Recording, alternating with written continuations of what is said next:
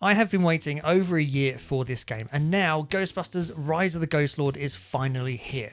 Now, I've been playing it for the past few weeks, and I've got to say that I've had a really hard time reviewing it, because I think there are those of you that are going to love this game, and those of you that are going to hate it. Let's get into it, and I'll explain why. First up, the plot. In a nutshell, you are part of a team of Ghostbusters who have to stop the Ghost Lord from taking over the city. You start the game off by going to the mansion of Gustav Hookfaber to retrieve some Ghostbusting gear left behind by a previous volunteer who ran off whilst investigating the mansion.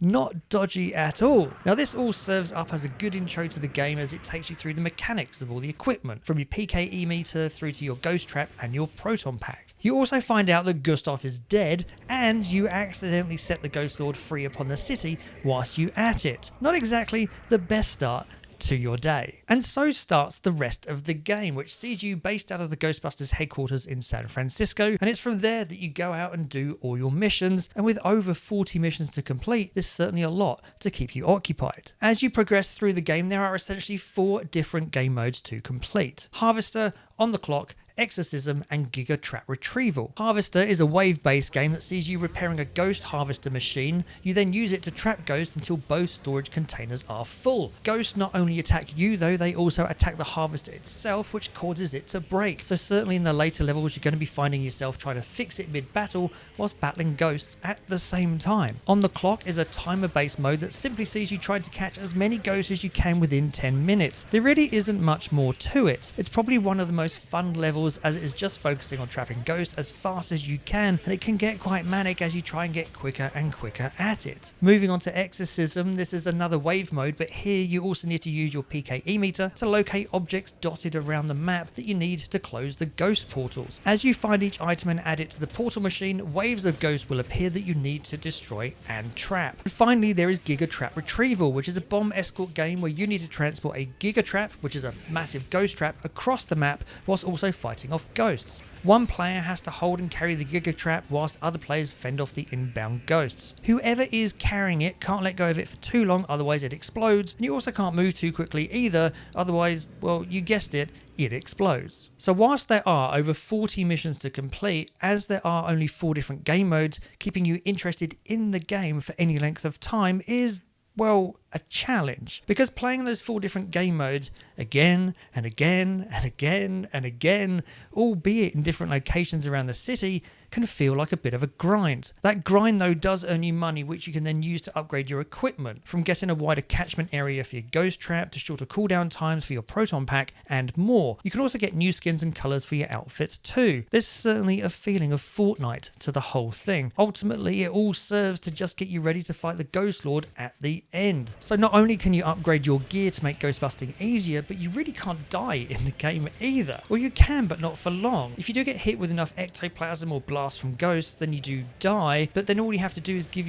one of your teammates a high five and you come back to life again. You can even walk over to someone whilst you're dead for them to give you a high five. How easy is that? So there's no real sense of dread to the game, nor any consequences for just running around like a loon. Hyper-realistic this game is not, but to be fair, that's not really what this game is trying to be. Graphics wise, if you are looking for a realistic ghost horror visual onslaught, then you're going to be disappointed. This game has far more in common with the real Ghostbusters or Ghostbusters Extreme, if anyone remembers those cartoons, than it does with the original movies. And whilst that might be disappointing for some, it does play more into the style of the gameplay that this game embraces. Now, whilst the graphics of the game are cartoony, I don't think it pushes the capabilities of what the Quest headset can do. In fact, there's no graphical difference between it running on the Quest 2 and the Quest 3, and we know the Quest 3 can handle more. Now, you can put that down to the cartoony style of the game, but it just feels a little, well, basic. I'm hoping that it can get improved with updates as time goes on. I do like the soundtrack though. That is absolutely spot on. Really well done. The music fits in well with the levels of the game. There's also enough of a nod to music from the original movies too, so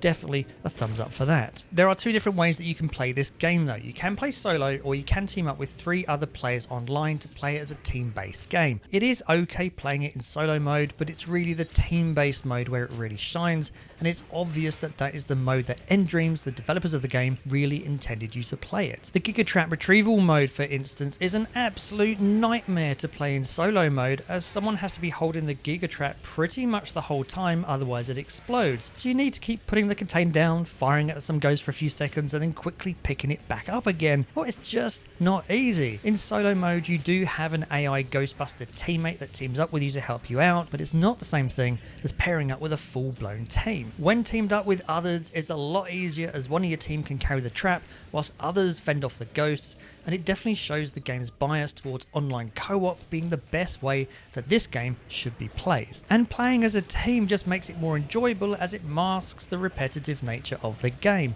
at least a little. Teaming up with a group of people to play a few quick 10-minute games whilst catching up and just having a good time is where this game really excels. It's a dash and done set of mini games, and if that's what you're looking for in a game, then you will love this game. However, let's not forget that this is Ghostbusters here. So is it a Ghostbusters game? Well, in places, yes. I think the mechanics of the game are really well done, from using the PKE meter to track down the ghost, to wielding your proton pack to destroy or snare a ghost, and then finally sucking ghost into your ghost trap. It's just awesome. It works intuitively, seamlessly, and it's good fun. But does it have any link or place in the timeline of the Ghostbusters movies? Well, not really. I mean, it has the loosest of ties, as Gustav Hookfarber served as an understudy to the original Ghostbusters at Columbia University, but that's about it. The Stay Puft Marshmallow Man does appear in a mixed reality minigame, and as mini marshmallow men throughout the game. There is an Ecto-1, but you never get to drive it or even sit in it, and I'm really upset about that one. And there's also no Slimer either. And I could probably forgive the game for all these things if I felt that I was playing a game that saw me as a Ghostbuster trying to stop an evil villain from taking over the world. And I know that probably sounds like the exact summary of this game, and it is, but it isn't.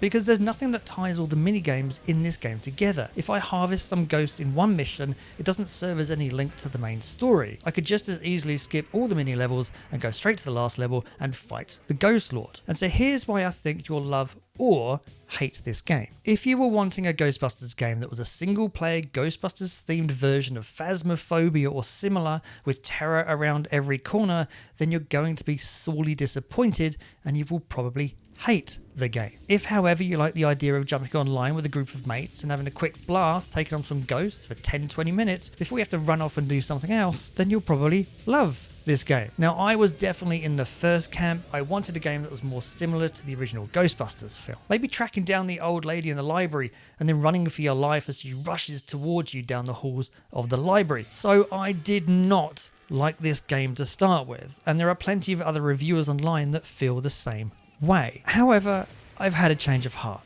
because it's not my version of what I wanted a Ghostbusters VR game to be, but that doesn't make it wrong, it just makes it not my cup of tea. I appreciate the cartoon style graphics for what it is, and it lets you have a blast with some mates for 20 minutes as you take down some ghosts. That doesn't bode well for the longevity of the game though, as each mode would get fairly boring and repetitive after you've played it again and again and again. However, that's not the case here though, because nDreams have said that there are more updates coming to the game. In fact, they've already released a new game mode with a recent patch update called Heist and Seek. And if they keep this up and frequently introduce new game modes, then I think that that is something that will keep people coming back for more, so it's going to be interesting to see what happens over the next few months. There are two versions of the game that you can buy. You can buy the full version of the game for $35, but you can also get the full containment edition. That's going to cost you an extra $20. Now, not only does that include the full game, but it also gives you some extra skins and also 6 months of downloadable content. Now, I wouldn't actually recommend buying the containment version, at least not yet, because we have no idea what will actually be released in the future, and it might simply not be worth it. Now, Meta does allow you to get a full refund on a game that you buy if you've played it for less than 2 hours and owned it for less than 2 weeks. So I'd say if you think this might be the game for you, give it a try. You've got nothing to lose. I will put a link to it in the description down below so you can go check it out for yourself. Now, I don't do game reviews that often, so do let me know what you thought of this video in the comments down below. Be honest, I can take it. I think. If you have enjoyed this video, please don't forget to like and share it. Consider subscribing if you're not. And as always, I'll see you in the next one.